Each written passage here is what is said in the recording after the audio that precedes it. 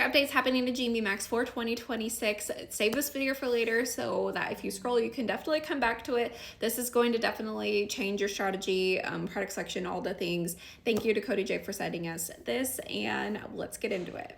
First up, GMV Max is trained to look for organic performance. So if your video is selling good organically, GMV Max will like that video better. So really making sure that you have content that sells, creating content that sells is going to be a huge factor. If you feel like GMV Max is not working for you, there's a good chance that your content, there's something there that needs to get improved upon. This is also a good thing because if you see a lot of low quality content getting ads and you're like, why the heck is this getting ads? There's no way it's selling. That content is going to be less relevant for GMV Max. Next up, they added a new, I think it's a new setting called suggested ROI target. Right now, sellers have been manually putting in their ROI target, and which means return on investment. And it's kind of messed with the system a little bit where videos are not getting as much ad spend if they're below a certain target, etc. So now TikTok's like, yo, we'll just automate that for you. We know exactly what's going to work for your product, what's going to work for your thing. And so hopefully we're seeing more efficient ad spend, especially if you're like, I've had a video selling, why did ads stop? And it's like, oh, well, you didn't hit 3.5 ROI,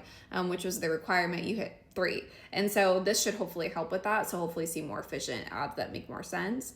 Next, there's not a resolution on this next point. They just acknowledge it and they just say during the holidays, brands are going to experience a decline. Most brands experience a decline in GMV Max because it is so competitive during this time. So again, if you had a bad experience with your campaigns like Black Friday, Cyber Monday, there's a really good chance that the brands that you're promoting, they just weren't the biggest fish in the sea with ad spend. And so that's kind of what it came down to.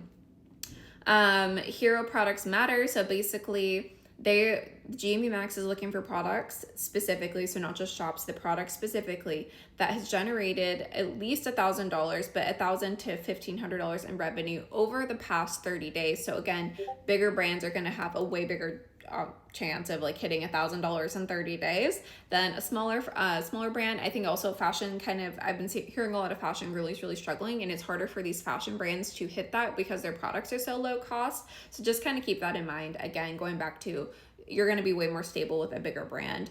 GMV Max does not differentiate between content from the brand account or creator's account. It just wants fresh videos. So for sellers, it's great for them. That's really more relevant to sellers, but just throwing it out there. GMV Max just wants to be fed new content. They just want fresh things coming in. And so every single video, in my opinion, gets a fair shot. It's not how many followers you have. It's not your GMV. It's not any of that. It's literally just, is that specific video selling? And if it does, then that's amazing. That's what they want.